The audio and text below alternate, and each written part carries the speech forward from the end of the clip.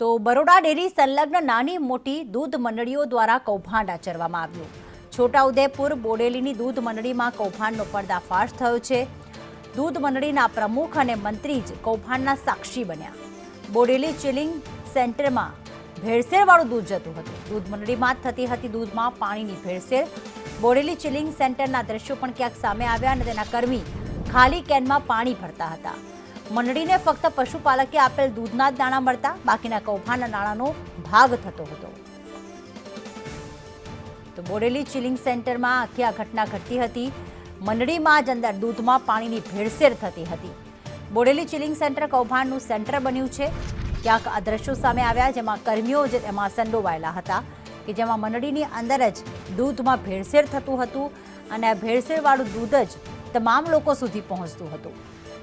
દૂધ મંડળીમાં જે નાની મોટી દૂધ મંડળીઓ આવેલી છે એના દ્રશ્યો પણ ક્યાંક સામે આવ્યા। આક્ષેપ કરવામાં આવી રહ્યા છે કે ભેળસેળવાળું દૂધ જે છે એ સેન્ટરમાં જતું હતું।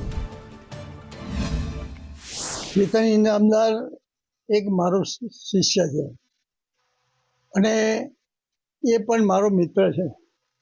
એને આવા કમાન્ડો વારંવાર બરોડા ડેરીના કમાન્ડો બહાર પાડ્યા છે। ખૂબ સરસ રીતે એને રજૂઆત કરી છે। બીજા ધારાસભ્યોની સાથે છે, બધા દરેક તાલુકાના ધારાસભ્યની સાથે છે અને બધા રજૂઆત કરી છે। છતાં આવા ખરા કાંડ કરે છે બરોડા ડેરી। એના આજે એનો પુરાવો છે। ડીસર તાલુકાનો મેરાકોઈ ગામ છે, તેમાં મૃત સભાસદોના નામે નામ ભરી દૂધ ભરી ને પૈસા મંત્રીને પ્રમુખ ઉઘરાવે છે, પણ એ મોટું કૌભાંડ 38 લાખનું છે, છતાં પણ કોઈ પગલાં લેતું નથી। આવું તો સંખેડા તાલુકામાં પણ કૌભાંડ છે, તેમાં પણ ખૂબ મોટો ભ્રષ્ટાચાર છે। દૂધનું ટેમ્પો આવતું હતું, વાહન આવતું હતું દૂધનું। પછી એ લોકો ખાલી કેનમાં પાણી નાખતા હતા અને આગળ જઈને જે એ લોકો કરતા હતા આપણને ખબર નહીં। પૈસા કેવી રીતે મળતા હતા? એ પૈસા અમારા ખાતામાં જમા થાય એટલે અમારા જે ગ્રાહક ના હોય તે અમારે આલ દેવા અને એમના પૈસા હોય તો એ લઈ લે। કેટલા સમય ચાલ્યું આવું બધું? લગભગ 28-29 દિવસ થયેલા છે। બરાબર।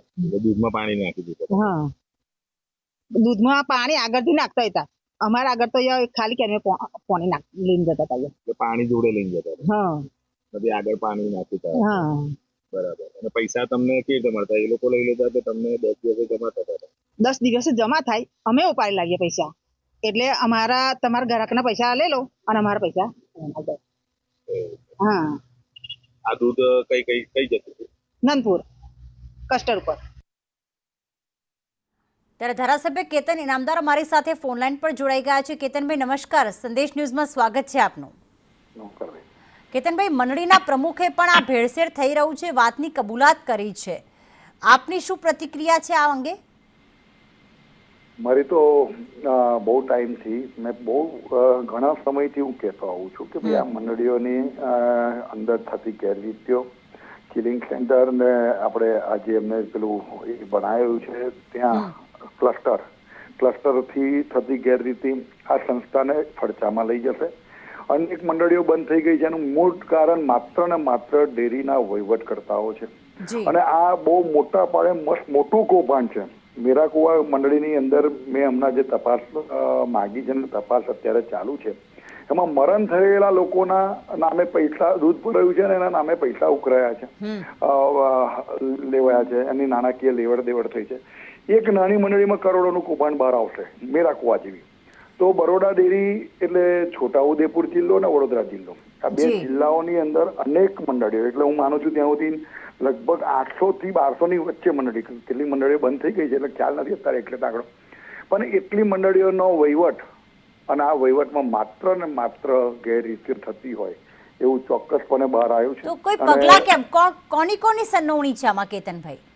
જો આમાં એક વસ્તુ એવી છે બેન કે પગલાં નથી લેવાતા એવું નથી, પગલાં લેવાશે અને હું તો તમને ટૂંકા સમયની અંદર જ આ જે મેં વાત કરી છે, જે મેં અમારો અત્યારે એમ તો કહેવાય આક્ષેપ, પણ આક્ષેપ નથી, પુરાવા સહિત આપ્યું છે, એમાં પણ પગલાં લેવાશે, ફરિયાદ પણ દાખલ થશે અને એમાં લાગતા વળગતા ઉપર કાયદેસરનો ફોજદારી ગુનો દાખલ થશે। પણ આ માત્ર ને માત્ર નાના લોકોને પકડીને પૂરું કરવાની વાત નથી।